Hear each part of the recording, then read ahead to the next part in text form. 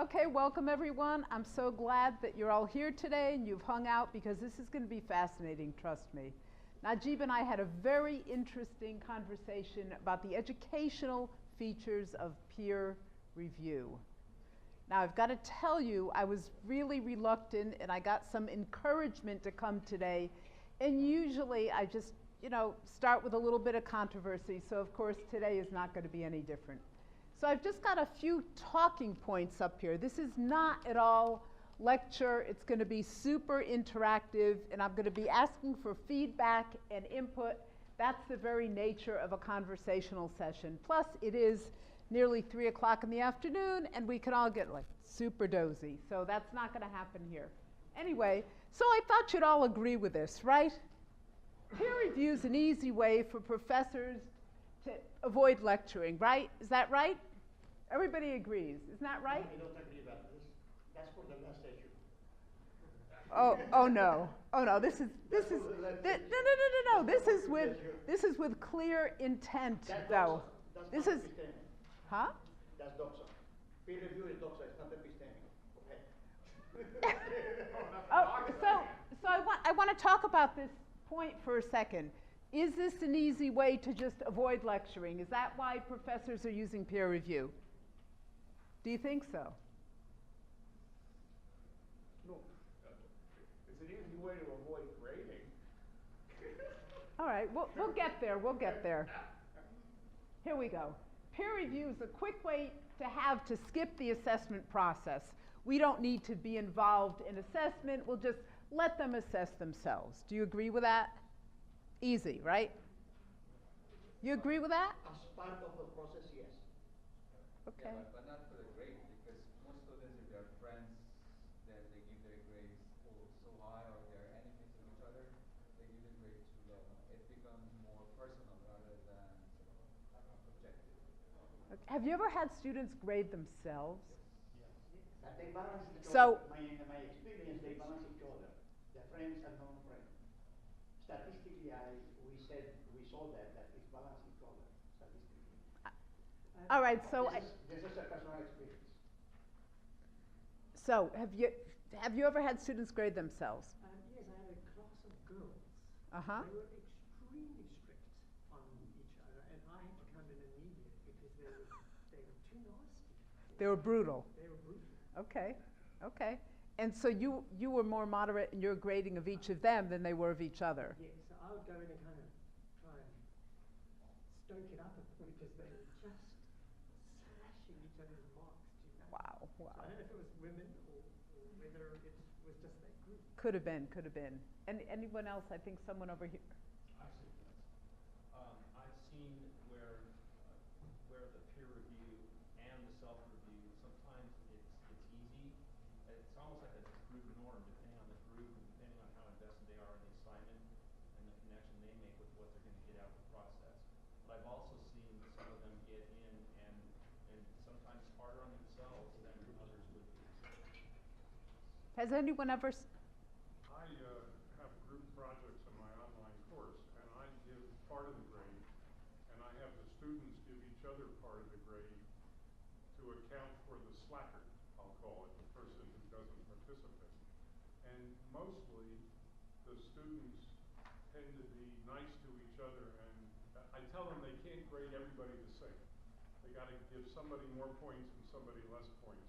And they invariably take the hit themselves and give them less points themselves, but only by a little, and then give everybody else a little bit more. But I find generally they're pretty nice, except when you get the one who doesn't contribute, then they all go after him. That you can tell. Okay. I don't know how you define peer review here. So what I do is I have a students in a group, 5 of them a whole corner, and then they have to peer review each other's papers, and then they have to attach that to, and then they have to incorporate peer feedback, and then attach them with the peer feedback reps, and then I read the last one. And then I have a primer test where they would like to follow that communicate nicely. So instead of saying you are wrong, you just think about this way. So I have a communication workshop there, how they have to do that. And then I do the last one. So I wasn't sure about how it is all going maybe depending upon what method we use, maybe to do. I find it very valuable, and I teach interdisciplinary multiple programs. I see them improving their written communication skills. And that's where we're going. And I don't think that peer review is like defined, it's just this. So I think it's more open than that. Did you have a comment? For example, in our job, it's normal to do a peer review institution. Our main goal, our main documents, our main results of our work is our reports, annual reports. And then we have the peer review methodology that help you. Go ahead. That this is part of our process, quality process to compare our reports and then see opportunities to develop skills. And then if we do the peer review seriously, it's a good opportunity to get better, to improve our work. I don't disagree. I think you're absolutely right. What I was going to say was, I don't think there's any clear defined, we could have a lot of open definitions. So nice to see you. I'd like to introduce my colleague. This is Dr. Nanda van der Stap, and thank you so much. I know you came so many miles. I thought I was early, but apparently I'm late. No, it's no problem. It's here. Come this way or come that way. That's fine. So we've started talking about peer review, and of course I set the stage a little bit to talk about how peer review, it's just an easy way for professors to get out of work, or it's an easy way to have students just assess themselves. But now we're getting into more the meat. So this is the last thing that I put up here to add a little controversy, because I know it wouldn't be any fun if Najib didn't have a little controversy. Okay, so students just can't learn from peer review. Neither smart nor weak students get anything out of peer review. It's a lose-lose. So what do you think?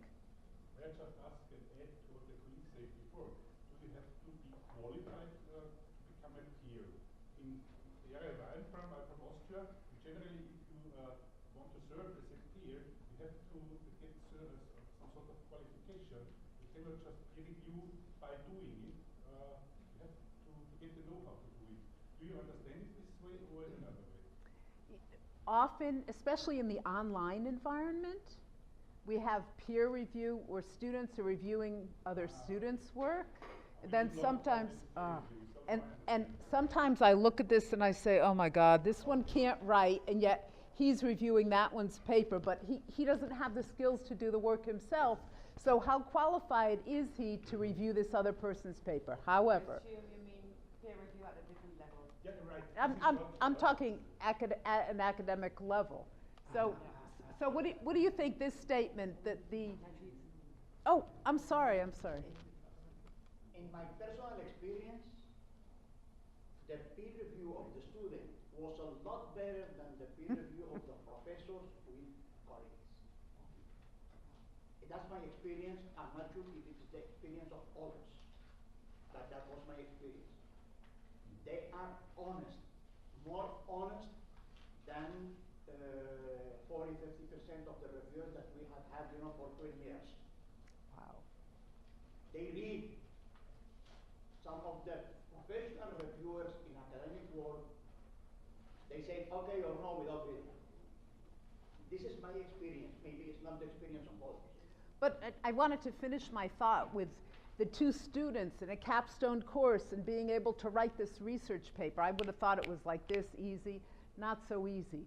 But my experience has been, having taught it over and over and evaluated the course and tweaked it and fixed it and worked with the curriculum, is that even the weakest student can go through, and after seeing others' papers in the class, they start to see where the bar really is. So wherever they've come from, all of a sudden their personal bar is moving up.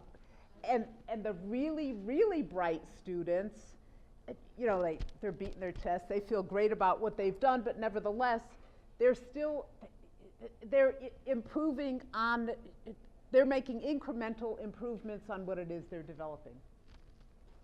I can say that having, we had poster sessions in our undergraduate capstone class where, as instructor, I went around and rated every poster, but we also had each student rate 7 of the other posters and provide comments.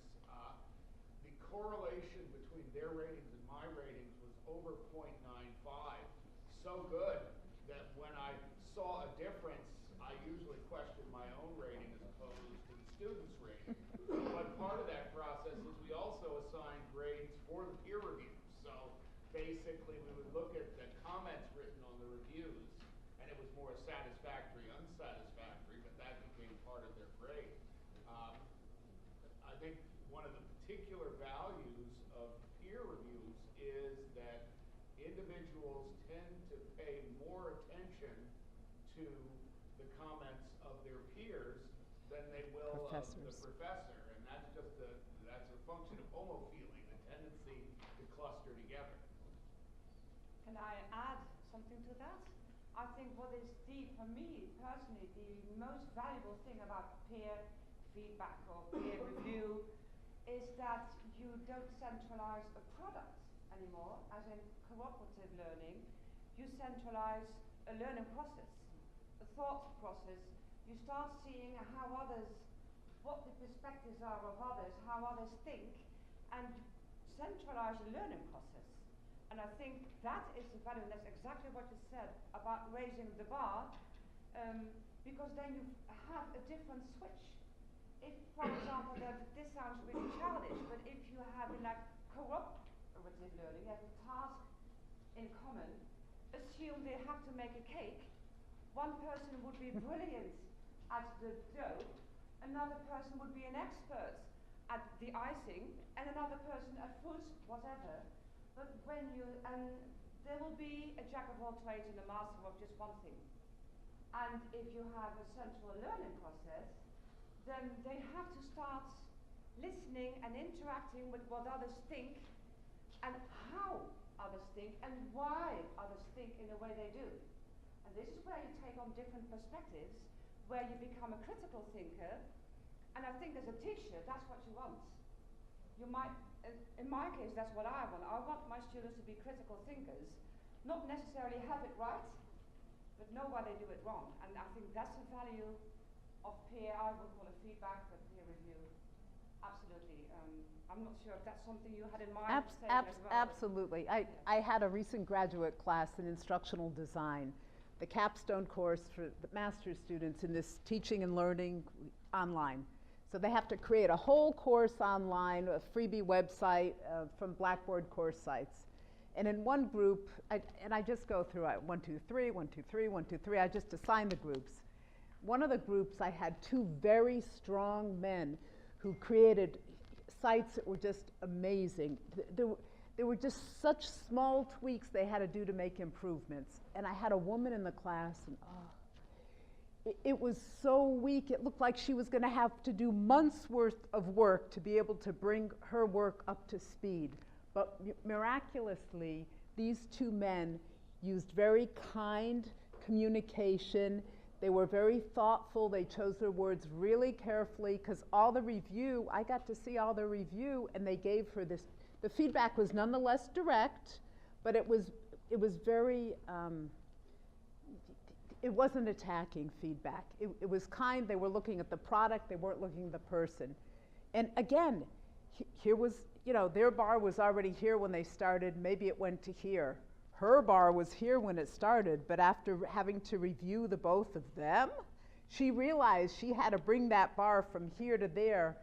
And I was amazed at the progress. And as you said, Grandin, I told her all these things. I went through, and kindly, of course, but there was something to be said for having the 2 men in her group go through and essentially give her the same feedback and information, that she listened and she paid attention.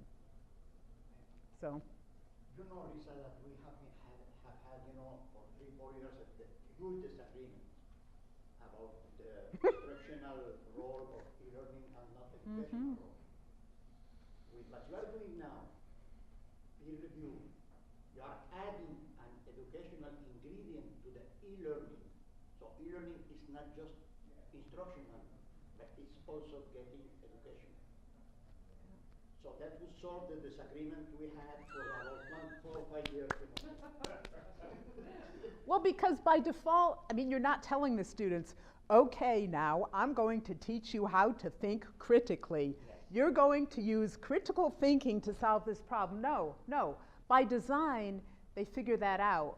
I mean, that's really the impact that you want, and you want the end result to be fabulous, but that's their process to get there. They figure it out along the way. Is it a little challenging, a little rustic, the ride? Yeah, but not impossible. And then the students who are really high, like you two men students help, I tell them that how wonderful that is. At least I learn from my students, how to communicate and they bring. And so I tell those students who are bright that real life, if they become a supervisor or manager, they've got to know how to navigate and work with them. And so it's not just like they're only helping, they're also learning different skills. Oh, yeah. We have a saying in the Netherlands, and it says, I learned a lot from my professors, I learned more from my teachers, and I learned most from my fellow students. Thought that was nice. That's very nice. So honestly, I think it truly, peer review becomes a win-win for the students. It doesn't matter if they go in and they're extremely weak and they're really nervous. The ones who know they're not doing so great and know they've missed things, yeah? In your experience, is it better if you have independent peer review or if you actually know who's reviewing your work? So You mean? Like I'm in a TBA program now, and if we're going to have peer reviews, which we are, I'm going to know the players who are reviewing it versus an independent review where I just send it anonymously. Anonymous. Anonymously, where you get feedback based on I don't know, because I'm always assigning either 2 or assigning 3 in a group. So there's not really a way we've done that with anonymity in an online course. I mean, we probably could finagle that, but I don't have it. There may be. But what do you feel? Do you think so? For you? What do you think? Well, it goes back to your comment before, when you were talking about these 2 gentlemen who put a lot of attention and care to it.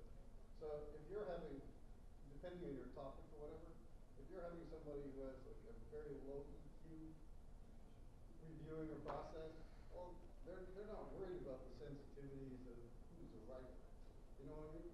Whereas the way you describe those 2 gentlemen is they put a lot of care. They probably had a management experience or leadership and high EQs, if you want to use that per se. I was wondering, related to that, if you have identified maybe you have different groups of students, so maybe for some of them it's useful to have that review in like Blackboard, that you have constantly communication with your peers, but maybe for some kind of people there is another way to you can make or create a predisposition to learn and to get to that level you mentioned. Instead of peer review, another way to get there? Maybe you can have different groups, or you have identified different kind of groups, maybe that peer review, you have a kind of peer review that can be useful for some of them. Yeah, the possibility exists, certainly. But what you said about the anonymity, that might really be a factor. I'm not sure. I've been really lucky because I've had a broad spectrum. I'm talking graduate students who want to go in the Peace Corps or want to teach abroad, to military students who are deployed, who are going to be in the Army or the Navy for life and who are taking a capstone course. So it's pretty huge, broad spectrum, and I've really not run into any students who have really slammed each other or lambasted each other. But part of that is what we bring to the class in terms, when you're teaching an online class, you kind of set the stage for how you're going to treat people and how they need to treat each other. You know, it's not a guarantee that they're going to be so savvy when they get to a peer review process. I've not run into that issue, though, where somebody is... Even in that case, I prefer a student like this than a professor who just had a fight with his wife or her husband. What we have, what I have in mind with my students is that they are assigned in groups from day one for an entire year, the entire Oh, wow. course. Okay. And so they actually know each other. There's no animosity. But I do have rules about how to give feedback. And I coach those rules and I supervise those rules. Because what they do, the feedback they give each other, the review they give each other is online. So I can read and hear and see everything. And they know I can. So there is that control without instruction, without input, but there is that control. So they know how they have to behave, but I think they wouldn't want to misbehave anyway. But do you think somebody is going to be... No, I don't think people are intentionally trying. People just have different styles. Managers have different styles. One are way more direct. Some are more sensitive and want discuss differently. Would you prefer anonymous feedback? Well, my personality type for me, if I'm reviewing something, I'm going to be very direct. Where some people might perceive that as being offensive or, you know. I disagree. I think being direct can be very sensitive. I don't see them as contradictions. I'm also very direct, and I believe that being direct is actually a means of being honest. And being indirect, I would wonder why you're being indirect. But there are people who are very trying to skirt the main issues and try to soften it. But you're pointing to the product. You're not pointing to the person in what it is you're evaluating, you know.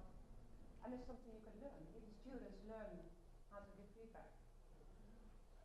I've dealt with both anonymous peer review in the context of journals and peer review within the context of courses.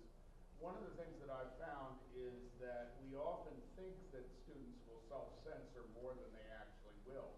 They're willing to come forward. But on the other hand, I think, you know, from a journal perspective, the journals that I work with never send out raw peer reviews to the authors because there are some, it's not a matter of directness, there are some reviewers who are extremely critical without being constructive, and that's not terribly useful.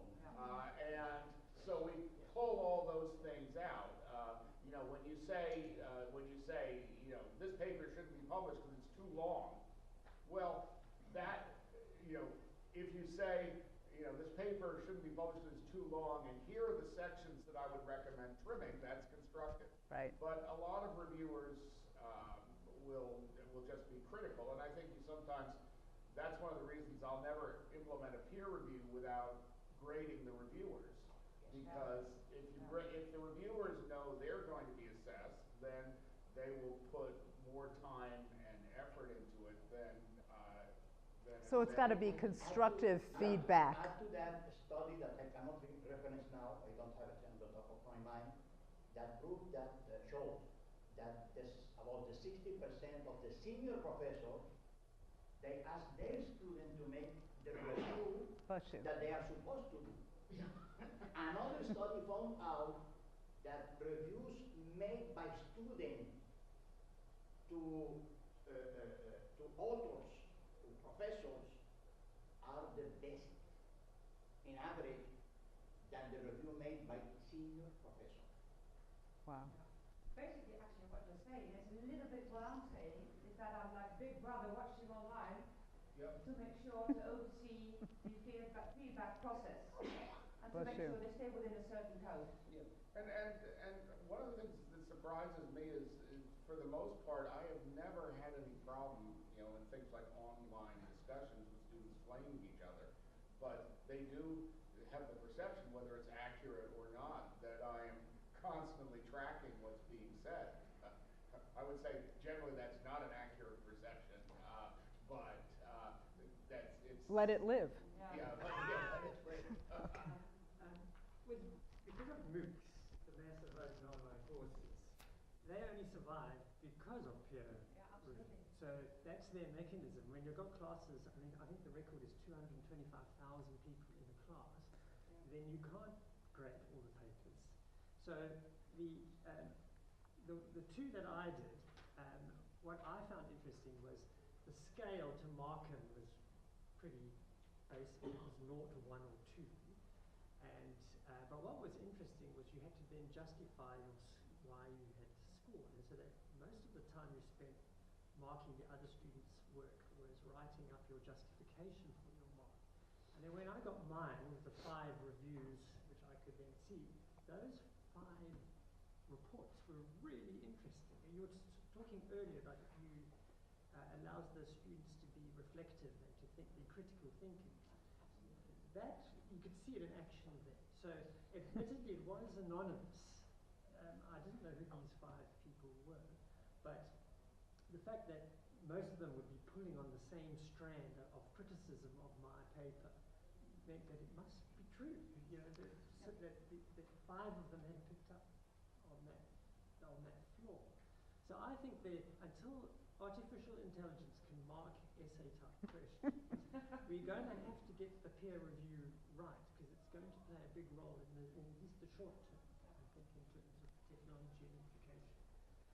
The comment was made earlier about the qualifications of the people doing the peer review, and to Michael's question about the EQ, or the affective relationship, I wanted to bring in something that is related but in a different context altogether. UCLA, University of California, Los Angeles, through their school management program, did a lot of development of educators in a method called critical friends groups. And it wasn't peer review of students, it was colleagues working together on the review of student work. But one of the dimensions that make that process so challenging is that an educator is bringing in work samples from their own classrooms and their own students and presenting it before colleagues. And so the affective filter, the block there is, I'm exposing my practice to colleagues and to their judgment. And so great attention was spent on that process to ensure that the norms and the way the review was conducted. So I guess the point I would add to this conversation would be the peer review could be and should be a very effective process, but there also needs to be some scaffolding and some preparation. I think you made a comment to that effect in how the actual mechanics and the approach to the peer reviewing, as opposed to we're just going to go into a chat room and we're going to thrash this paper, or And whatever, or the other way around. or whatever, or yeah, or we're going to Because go you don't in want a here. halo effect when Yes. it's, you know, just, Yeah. absolutely. Good point. Well, most of the peer reviews I do, there's some type of a worksheet for them to fill out, so it's real specific in terms of asking questions. So you're not giving them the answers, but you're guiding them on the topics. What are the things to be sure to take a look at? Absolutely. Then certainly a section for any other comments they want to add. And that constructive piece that Brandon was mentioning is so important. Well, so it's guided. It's guided. Exactly. Is that what Yeah. you see when you do peer review? Yeah, yeah. It's not just, well, here it is, let it rip. It's actually very much guided and structured. Well, but let's face it, even right now in the online environment, most courses, most universities are using rubrics across the board. So you've got some measures there and some consistency, because, oh my gosh, to walk into I can just see it now. Any of the colleagues I work with just walk in and, okay, bring in some student work in your review, and then, you know, you try and do some measuring and equalizing across colleagues and take this piece of work and you evaluate it. Oh my God, without having some type of a framework to do that review, it could be all over the place. Sure. Yeah. All right, so I think peer review is a win-win for professors, and it goes back to Brandon's point that, you know, I can tell the students one thing. I can go through the exact list of things that need a little extra help, to beef up, to add, to change, whatever. But hearing it from another student, somehow they're listening more. Which, is that your experience? Yeah. Absolutely, yes. it also depends on the age and whether it's undergraduates or graduates. There's some differences there, but they tend to take each other more seriously rather than take a professor seriously. They will take the professor seriously, but there's always an aspect like, well, again, depending on the age, he or she doesn't like me, or perhaps there's some kind of halo effect. You don't have that as much when it's one-on-one peer. So, I mean, all in all, what I found with undergraduates, even, I would say inexperienced undergraduates, even though they were in a capstone course, the way the capstone was organized was so foreign to them. They'd written a lot of papers over time that were writing about their own experiences rather than doing a real research paper. They were really threatened in the environment, but having that peer review, and oh my gosh, they evaluate on an open discussion, which, believe me, I didn't develop the course, not this particular one, so that the students post their papers, and then classmates go in and evaluate the paper in the open, in the discussion, which to me, that's really wide open, but they learn so much from that, and they're taking that feedback to add, you know, improvements to their papers. There was value there. But again, in an 8-week course, to bring them through the entire, and I'm starting one Wednesday again. Why do I sign up for this? Because I love it, and it's a huge challenge. But to bring them from not ever having done like an APA research paper into that whole world and to get it right, because guess what? My bar is here. Ask me next week. My bar is still here. And you can ask me the week after that. And if their bar is here, they're going to get here. And I'm going to help them because I believe in the iterative learning process. And if they have to rework some earlier attempts, they can do that through the process. I support that because to me that's where the real learning happens. Learning doesn't happen if they make one submission of perhaps an initial draft and they're not even close to where they need to be. If you're not giving them feedback, if they're not getting feedback from their peers and not learning and reworking what it is they're doing in the process, there's no learning taking place. So that peer review and being able to utilize that feedback and move forward is really all we have. What I sometimes do with the younger students is to teach them how to give feedback.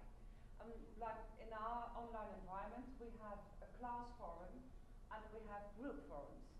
So nice. The peer feedback would always be in a group forum, and then I will have them at the end. They will all post their paper with feedback in the classroom forum, if you're still with me. And then I have the next step. I tell them, take one paper, look at the feedback, give feedback on that feedback. See how you view that feedback. What would your feedback be like? What could you add? What would you change? But give feedback on the feedback. And that's another way of teaching them. It's a little bit extra work for them in the beginning, but it teaches them how to look critically at feedback, giving and receiving. Truly, truly. Just one other thing of it, you know, referring back to the question about, you know, the importance of having expertise, you know, among the peer reviewers. And I think there are some fields where there are clearly right answers. So I don't want someone designing a plane that I'm flying in who doesn't really have a mastery of engineering. That just is not going to end well. But most of the fields that I work with are fields where expertise is at best a little suspect. If you put 50 economists in a room, you're going to have 51 different opinions and rationale. And in that case, the importance of feedback is, you know, there's the content, but there's also how it is communicated. And very often in the courses that we teach, if we can give students improved communication skills, I don't care what the material is, that's going to serve them at least as well or better than the material we're covering. And for communication skills, sometimes it's better to have the naive peer. I do a lot of work on interdisciplinary journals, which means that most of the time the reviewers are not experts in the areas that they're reviewing because nobody can be expert in all those areas. But they are reasonably good at detecting whether something is being communicated effectively or not communicated effectively. And if we want anything that we do to have impact, whether it be research or schoolwork, our ability to communicate it in a way that impacts the audience is very important. And in that regard, even the naive peer reviewer can be particularly useful. Absolutely, which is why I sometimes have them take it to the next level and to give feedback on the feedback. Yeah. Well, and speaking to your point about communication and being able to give effective feedback, that lesson transcends the course. That moves them to the next level in life, not just school. We can keep it all together while we're talking about it. We all go home and create another day. Exactly. All right, so we're rather done here to wrap up. Are there any final thoughts on peer review, on feedback, best practices? Well, one of the things, I mean, I agree with you that the whole capstone process is fundamentally intimidating. And I mean, the way I look at it is when most of them finish, they figure out how they should have done it. You know, because it's really kind of a brutal learning process. But the one question I have about what you said is there are some students who you want them to be here. They start out here, and you know after one or two passes, they're going to get to here. They're not going to get the rest of the way. Comment? Yeah. Okay. You know, when I was in school, you had a course, you had 2 exams. That was the class. And if you were really lucky, you had a paper to do. So if one of the exams was, the paper could kind of help your grade, okay? So you're like, oh, please let this class have a paper.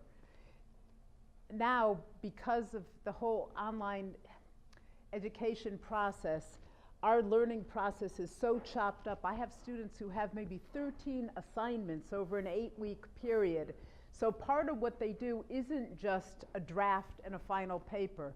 They start with a thesis statement, and then they do an outline, and then they do one draft, and then they do the next draft. And then finally, it's like, oh, do I have to look at this one more time? And, you know, I look at it and turn it in to see, gee, did they really take my feedback seriously and the feedback of their peers? Did they make those changes and the integrations? And finally, the third pass at the paper. You know what? By 3 times, they get really close to the mark, if not on the mark, because I keep showing them, walking them through the process. I mean, APA for someone who's not real comfortable, not familiar with writing the third person, I send them to the writing center, even as seniors. And, you know, I'll say, you know, you need to go to the library to get resources. You can't just pull links off of Google. They're like, the library was great. I wish I'd known about that in my last couple of courses. And I'm thinking, oh my God. So, you know, I'm taking a hit for everybody along the way who just let them get away with doing things that were less than academic. But at least under my watch, and the class is hard, but I work with them till they can get it right. And, you know, even worst case, if they're really struggling, I would even continue to work with that student if the student wants to work on it to get better, to get through, because again, it's the last class. Yeah. If they needed it incomplete and they needed 30 more days to do 2 more iterations to get through it, you know, we need to get them out of the nest, but they've got to get it right. Sure. So I don't know, did that answer your question? Well, it does. I mean, it is the struggle continuously. I mean, they're learning each time they go through it, but then you're also dealing with inherently what their capability is. And the research paper, I mean, to me it's second nature because I was trained as a physicist. As somebody who hasn't been, it's a real struggle. And so they'll get up there, but sometimes most of the way, as opposed to all the way. And then the question is, how much is enough? That's true. That's true. Yes, to a large extent, yes. Final thoughts, final thoughts.